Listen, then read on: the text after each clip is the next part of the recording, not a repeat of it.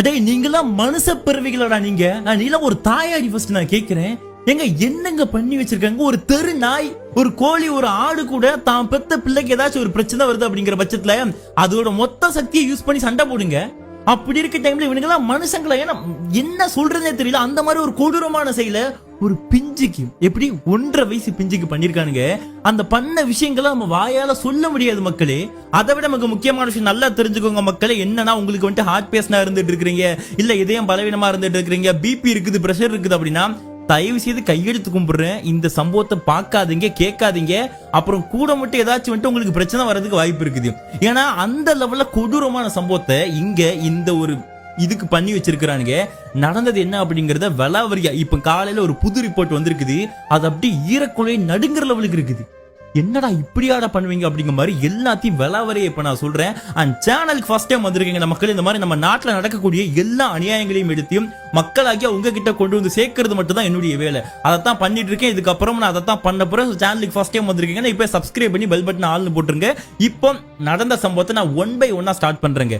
அதாவது ரொம்ப நாள்லாம் இல்ல, ஒரு 2-3 நாளைக்கு முன்னாடி கேரளாவில் இருக்கக்கூடிய கொல்லம் பக்கத்துல இருக்கக்கூடிய ஒரு மருத்துவமனை, அந்த மருத்துவமனைக்கு டாக்டர் சார் என் பிள்ளையை காப்பாத்துங்க அப்படிங்கிற மாதிரி சொல்லிட்டு ஒரு நபர், அந்த நபருடைய பெயர் என்ன அப்படிங்கறத பார்க்கும்போது அஸ்கர், இவர் என்ன பண்றாரு, என் பிள்ளையை காப்பாத்துங்க சொல்லிட்டு தூக்கிட்டு வராரு. என்னாச்சுன்னு டாக்டர் கேட்க, சார் என் பிள்ளை சாப்பிட்டுட்டு இருந்துச்சு, தொண்டையில சாப்பாடு சிக்கிருச்சு அப்படிங்கிற மாதிரி சொல்றாரு. சரி, பிள்ளைக்கு வயசு என்னாச்சு? 1.5 வயசு.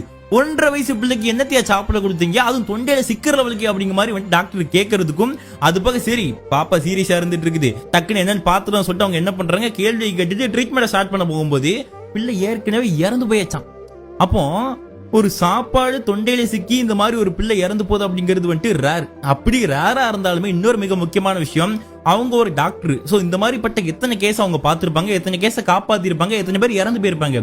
சோ இதுல டாக்டருக்கு லேசா சந்தேகம் வந்து அந்த பிள்ளை உடம்புல இன்ஜெக்ஷன் போடுமா அந்த மாதிரி விஷயங்கள்லாம் பண்ணும்போது லைட்டா பார்த்திருப்பாங்க. பாத்தீங்க, அப்படி பார்க்கும்போது தெளிவா தெரியுது அங்கங்க கருப்பு கலர்ல ரெட் கலர்ல வந்துட்டு காயங்கள் இருக்குது.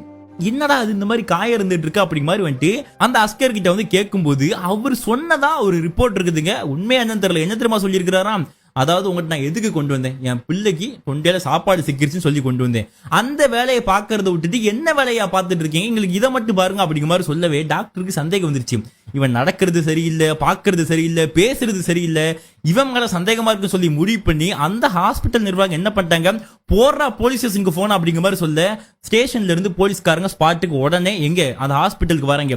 மக்கள் எங்க நல்லா தெரிஞ்சுக்கங்க, நம்ம ஸ்டேஷன்ல போலீஸ்காரங்களுக்கு நன்றி சொல்றோம், அது போக பொதுமக்களுக்கு நன்றி சொல்றோம். முதல்ல இந்த கேஸை பொறுத்தளவுல இப்போ அந்த ஹாஸ்பிட்டல் நிர்வாகத்துக்கு நம்ம நன்றி சொல்லி ஆகணும். ஏன்னா இந்த மாதிரி வந்துட்டு குற்றவாளிகள்லாம் என்ன பண்ணிருப்பானுங்க தெரியுமா, இதெல்லாம் பண்ணிருக்கலாம் வாய்ப்புகள் இருக்குது. என்ன அப்படின்னா, இந்த மாதிரி டாக்டரோ இல்ல அந்த மருத்துவமனையில் இருக்கவங்கள கண்டுபிடிச்சிட்டாங்கன்னு வச்சுக்கோங்களேன், ஏதாவது காம்ப்ரமைஸ் பண்ணிக்கலாம் சார், கொஞ்சம் பார்த்து பண்ணுங்க, ஏதாச்சும் பண்ணுங்க சார், நான் ஏதாவது பண்ணுங்கணும் அப்படிங்கிற மாதிரி சொல்லியிருக்க வாய்ப்பு இருக்குது. பட் இங்க இந்த இடத்துல சொன்னாங்க சொல்லல அப்படிங்கறத தாண்டி இப்ப அந்த ஹாஸ்பிட்டல் நிர்வாகம் நேர்மையா இந்த ஒரு பிள்ளைக்கு இந்த மாதிரி நடந்திருக்குது, அடுத்த ஒரு பிள்ளைக்கு நடக்க கூடாது, போடுறா போலீஸ் ஸ்டேஷனுக்கு போன் அப்படிங்கிற மாதிரி சொல்லி போலீஸ்க்கு இன்ஃபார்ம் பண்ணாங்க பாருங்க. அதுக்காக நம்ம எல்லாரும் கையெடுத்து கும்பிட்டாகணும் அந்த ஹாஸ்பிட்டல் நிர்வாகத்துக்காக. சோ உண்மையில அவங்களுக்கு நன்றி சொல்லிட்டு இப்போ அடுத்த கட்டமா என்ன நடந்திருக்கு அப்படிங்கறத 1 by 1 பார்க்கலாம். என்ன அப்படின்னா, இப்போ இந்த மாதிரி போலீஸ்காரங்க வராங்க, வந்ததுக்கு அப்புறம் அந்த டாக்டர் என்ன சொல்றாங்க, சார் இந்த மாதிரி குழந்தை உடம்புல ஏற்கனவே பல அடிகள் பட்டிருக்குது, சோ இவர் வந்துட்டு ஒரு மாதிரி டயலாக சொல்லிட்டு இருக்காரு, சாப்பாடு தொண்டையில சிக்கிருச்சுன்னு சொல்லிக்கிட்டு இருக்காரு, எதை நம்புறதுன்னு தெரியல, போஸ்ட்மார்ட்டம் பண்ணாதான் எங்களுக்கு வந்துட்டு உண்மையை சொல்ல முடியும் அப்படிங்கறத ஹாஸ்பிட்டல் நிர்வாகம் சொல்லிட்டாங்க. இன்னொரு பக்கம் போலீஸ்காரங்க என்னடா பண்ணா உண்மை சொல்றா அப்படிங்கறது கேட்கும்போது அவன் கொஞ்சம் பம்மி பதட்டப்பட ஆரம்பிச்சிருக்கான். அவனை கஷ்டத்துல எடுத்துக்கிட்டு அந்த குழந்தைய என்ன பண்ணிடுறாங்கன்னா போஸ்ட்மார்ட்டம் பண்றதுக்காக அந்த வேலைக்காக அமுச்சு விட்டாச்சு. இப்போ அந்த பக்கம் அந்த குழந்தைக்கு போஸ்ட்மார்ட்டம் ஒரு பக்கம் போய்கிட்டு இருந்துட்டு இருக்குது. இப்ப இன்னொரு பக்கம் கஸ்டடியில் எடுத்திருக்கவங்கள பிடிச்சி விசாரணை ஒரு பக்கம் பண்ணிட்டு இருக்காங்க. அப்படி விசாரிக்கும் போது பல திடுக்கிடும் தகவல் வந்துட்டு வெளியே வந்திருக்குதுங்க. அதுல முதல் விஷயம் என்ன அப்படிங்கறத பார்க்கும்போது, இந்த பிள்ளை இவன் பெத்த பிள்ளையே கிடையாது. இன்னொரு முக்கியமான விஷயம், அப்ப இவன் பெத்த பிள்ளை அப்படின்னா யாரு பிள்ளைன்னு தெரியும் இல்லையா, அதுதான் வந்துட்டு செக் பண்ணி பார்க்கும்போது தெரிய வருது, அகிலா இந்த தம்பதியினருக்கு பிறந்த பிள்ளை தான் இப்ப இறந்து போயிருக்கிற பிள்ளை. இவங்க எங்க பிறந்து வளர்ந்தது அப்படிங்கறத வச்சு பார்க்கும்போது வந்துட்டு என்னன்னா, திருவனந்தபுரம் பக்கத்துல இருக்கக்கூடிய நெடுமங்காடு அப்படிங்கிற பகுதியில தான் பிறந்து வளர்ந்துருக்காங்க. அப்புறம் வந்துட்டு நல்ல பேரு பொருத்தம் கூட பக்காவா இருக்குது, நல்லா ஆசைப்பட்டு தான் திருமணம் பண்ணிருப்பாங்கன்னு வச்சுக்கோங்களேன்.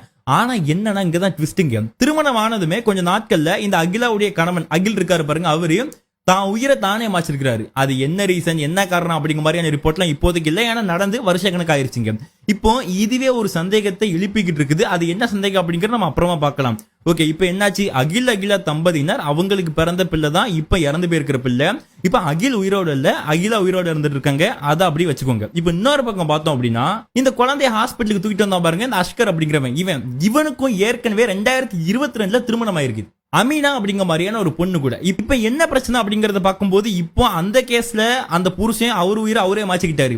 இப்ப இந்த கேஸ்ல இந்த அஸ்கர் அப்படிங்கிறவன் என்ன பண்ணிருக்கான், இந்த அமீனா அப்படிங்கிற பொண்ணை திருமணம் பண்ணதுக்கு அப்புறம் வரதட்சணை கொடுமை பண்ணி, கொடுமைன சாதாரண கொடுமை இல்ல, அடி மேல போட்டு அடிச்சு வெளுத்திருக்கான்.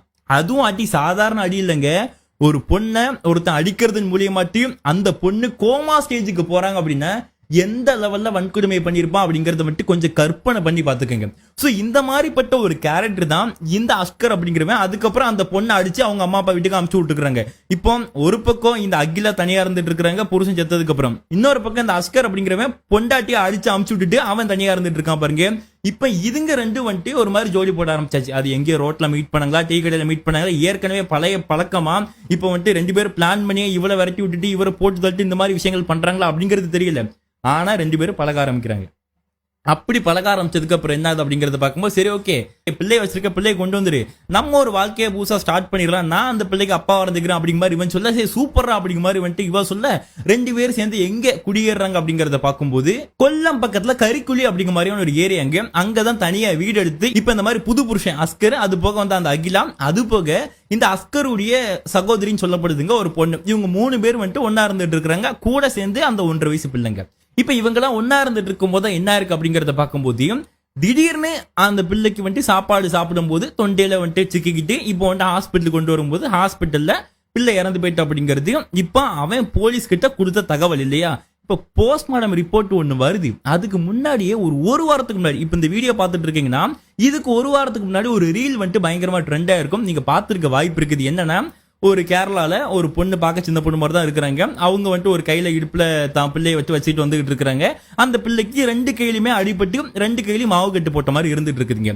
இங்கதான் மக்களே நீங்க ஒரு விஷயத்தை நோட் பண்ணணும். என்ன அப்படின்னா, ஒருத்தர் விளாக் எடுக்காரு அந்த அம்மா கிட்ட, என்னாச்சு உங்க பிள்ளைக்கு 2 கையும் அடிபட்டு இருக்குன்னு கேட்கும் போது அந்த அம்மா சொன்ன வார்த்தை, என் பிள்ளை வந்துட்டு சைக்கிள் ஓட்டும் போது கீழே விழுந்துட்டான் அப்படிங்கிற மாதிரியான வார்த்தைகளை அந்த அம்மா சொல்றாங்க.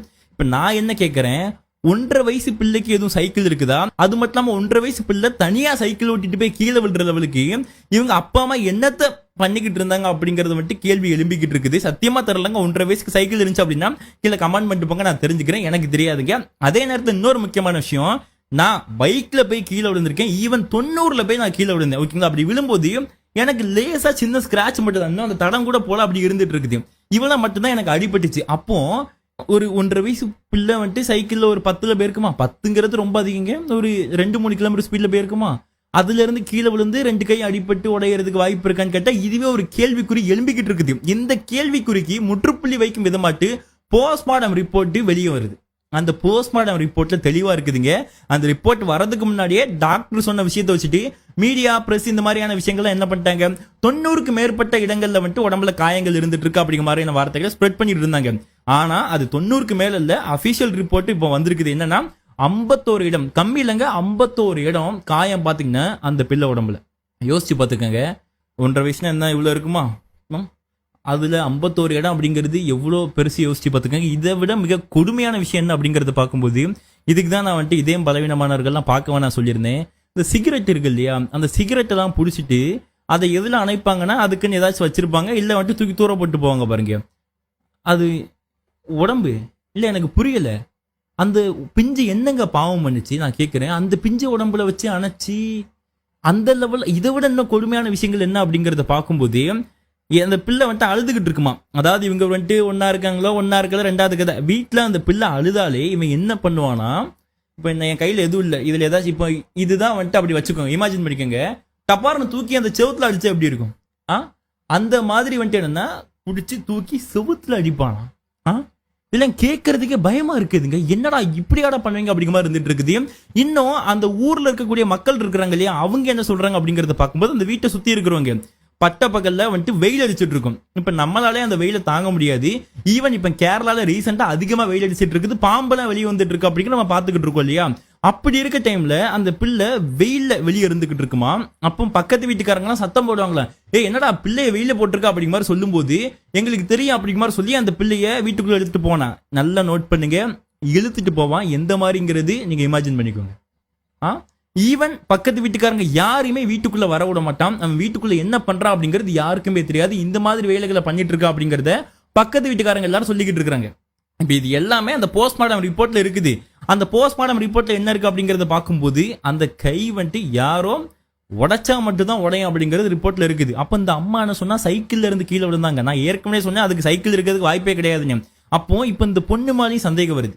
ஏன்னா அவளே வாயை கொடுத்து மாட்டிக்கிட்டான். ஓகேங்களா, இதெல்லாம் ஒரு பக்கம் போய்கிட்டு இருக்கும் போதுதான் இப்ப போலீஸ்காரங்க அந்த கேஸை தீவிரப்படுத்துறாங்க. என்னன்னா, அந்த நபரை தனியாக கூப்பிட்டு விசாரிக்கிறாங்க. நீ என்னென்ன பண்ண, என்னென்ன கொடுமைகள் பண்ண அப்படிங்கறத சொல்லுன்னு சொல்லிட்டு அந்த நபரை நேரா அவன் வாழ்ந்த வீட்டுக்கு கூட்டு போறாங்க.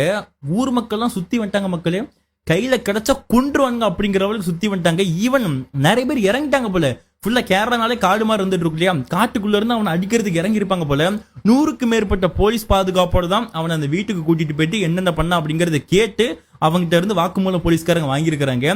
இப்ப இதே மாதிரி அந்த பொம்பளை இருக்கா பாருங்க, அப்படி இந்த அகிலாவை கூட்டிட்டு போகும்போது அகைன் இந்த மாதிரி ஏதாச்சும் ஒரு பிரச்சனைகள் வரதுக்கு வாய்ப்பு இருக்குதுங்க கண்டிப்பாட்டு. இதுல மிக மோசமான விஷயம் என்ன தெரியுமா, அந்த தூக்கி எறிவான்னு சொன்ன பாருங்க, பிள்ளை அழுதுச்சுன்னா அப்படி தூக்கி எரியும் போது மண்டையில அடிபட்டு உள்ள அந்த ரத்தங்கள்லாம் கசிஞ்சு அந்த மாதிரி விஷயங்கள்னாலையும் வந்துட்டு பிள்ளை இறந்து இருக்கிறதுக்கு வாய்ப்பு இருக்குது அப்படிங்கறத அந்த ரிப்போர்ட்ல சொல்லியிருக்கிறாங்க. இப்போ பெத்த தாய் இருக்கிறா பாருங்க, அவளுக்கு இந்த விஷயம் தெரியாது அப்படிங்கிற மாதிரி சொல்லி போலீஸ்காரங்க அந்த தாய் கிட்ட விசாரிக்கிறாங்க. அப்படி அந்த தாய் அகிலா கிட்ட கேட்கும்போது, ஏங்க நான் தாயின்னு சொல்லலங்க, தாயின்னு சொல்லி தாயுமே நான் கெடுக்க விரும்பல. இந்த பொம்பளை அந்த அகிலா கிட்ட விசாரிக்கிறாங்க. அப்படி விசாரிக்கும் போது அந்த பொண்ணு என்ன சொல்றா, இந்த மாதிரி வந்துட்டு சம்பவம் நடந்ததே எனக்கு தெரியாது. நான் நாகர்கோவில்ல ஒரு டான்ஸ் காம்படிஷனுக்காக போயிருந்தேன். போயிட்டு நான் திரும்ப என் வீட்டுக்கு வந்ததுக்கு அப்புறம் தான் எனக்கே தெரியும் இந்த மாதிரி வந்துட்டு என் பிள்ளை இறந்து போயிட்டு அப்படிங்கிற விஷயம் அப்படிங்கறத அந்த அகிலா சொல்றான். இப்ப என்ன ஆகுது, இது மேபி வந்துட்டு காசை கொடுத்து நாகர்கோவில் வந்துட்டு போன மாதிரி பஸ் டிக்கெட், நாகர்கோவில் ஒரு ரூம் எடுத்த மாதிரி வந்துட்டு ரூம் லாட்ஜர் டிக்கெட் அப்படிங்கிற மாதிரி கூட வாங்கிடலாம்னு வச்சுக்கோங்களேன்.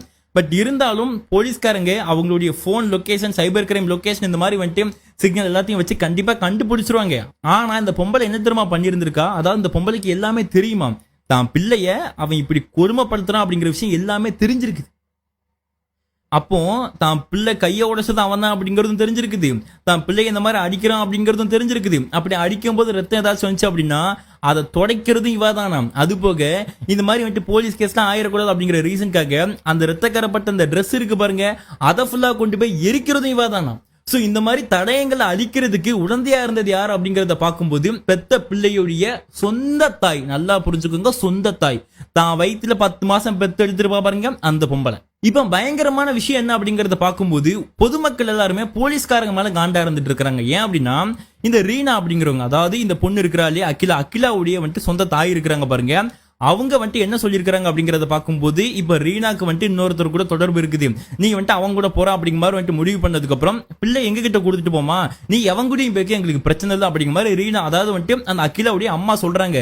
அப்படி சொல்லும் போது என் பிள்ளை எனக்கு பாத்துக்க தெரியும் அப்படிங்கிற மாதிரி சொல்லிட்டு இந்த அகிலா பிள்ளையை தூக்கிட்டு வந்திருக்காங்க.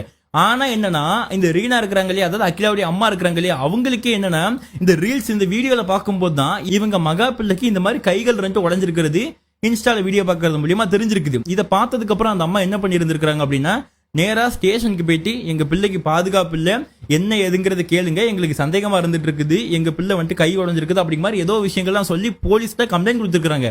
ஆனா அந்த கம்ப்ளைண்ட அந்த போலீஸ்காரங்க சரியா விசாரிக்கலன்னு சொல்லப்படுது. ஆனா அன்னைக்கு மட்டும் அந்த போலீஸ்காரங்க அந்த கம்ப்ளைண்ட் எடுத்து சரியா விசாரிச்சு அந்த பிள்ளைய பாதுகாப்பா ஒன்னே இறந்து போன அந்த அகில் இருக்கிறாரு பாருங்க, அதாவது இவளுடைய உண்மையான புருஷன் செத்து போனவரு, அவர் வீட்டுல கொடுத்துருக்கலாம். இல்ல அப்படின்னா இந்த அம்மா கம்ப்ளைண்ட் கொடுக்குறாங்க இல்லையா ரீனா, இவங்க கையில கொடுத்திருந்தா கூட இன்னைக்கு அந்த பிள்ளை உயிரோட இருந்துட்டு இருந்திருக்கும். அதை விட்டு போட்டு இவங்க அந்த பிள்ளையை நான் வச்சுக்கிறேன்னு சொல்லி இவங்க 2 பேரும் சுகமா இருக்கிறதுக்கு அந்த பிள்ளை அழுதுன்னு சொல்லி அந்த பிள்ளையை தூக்கி போட்டு இந்த மாதிரி சம்பவத்தை பண்றதுலாம் கால கேட்கவே முடியாது. அந்த லெவல்ல கொடுமையான விஷயங்கள். சோ இதனாலதான் போலீஸ்காரங்க மேல மக்கள்லாம் சமகான்ல இருந்துட்டு இருக்காங்க. எப்பவுமே போலீஸை பொறுத்த லெவல்ல குற்றம் நடக்கிறதுக்கு முன்னாடி பிடிக்கணுமே தவிர்த்து குற்றம் முடிஞ்சதுக்கு அப்புறம் போயிட்டு வந்துட்டு அந்த குற்றவாளியை பிடிக்கிறேன், அரெஸ்ட் பண்றேன், ஜெயில கொண்டு போடுறேன், அது வந்துட்டு சரி கிடையாது. இது வந்துட்டு எத்தனை டைம் மக்கள் வந்துட்டு போராடினாலும் அதற்கான விடை அப்படிங்கிறது சரியா கிடைக்க மாட்டேங்குது. இப்ப ஃபைனலா கேஸ் எந்த மாதிரி போய்கிட்டு இருக்கு அப்படிங்கறத பார்க்கும்போது இப்ப அந்த அகிலா அகில் தம்பதியினர் இருக்கிறாங்க இல்லையா, இவங்க பட்டியல் இனத்தை சேர்ந்த தம்பதியினரா. சோ அதனால அந்த இறந்து போன குழந்தையுமே பாத்தீங்கன்னா அந்த பட்டியல் இனத்துல தான் இருந்தாகணும். ஒரு பக்கம் SC APD டிபார்ட்மெண்ட் ஆக்ஷன்ல இறங்கி இருக்காங்க, மறுபக்கம் ஜேஜே வந்துட்டு ஆக்ஷன்ல இறங்கி இருக்காங்க. அண்ட் இந்த கேஸை யார் கையில ஒப்படைச்சிருக்காங்க அப்படிங்கறத பார்க்கும்போது இது வந்துட்டு ஒரு பெரிய கேஸா எடுத்துக்கிட்டு டைரக்டா டிஒஎஸ்பி கையில வந்துட்டு ஹேண்ட் ஓவர் பண்ணிருக்காங்க. அது மட்டும் இல்லாம SC/ST கோர்ட்டுக்கு வந்துட்டு இந்த கேஸை மூவ் பண்ணிருக்காங்க. அது போக இந்த மாதிரி விஷயங்கள்லாம் நடக்கும்போது அந்த அஸ்கர் இருக்கிறான் இல்லையா,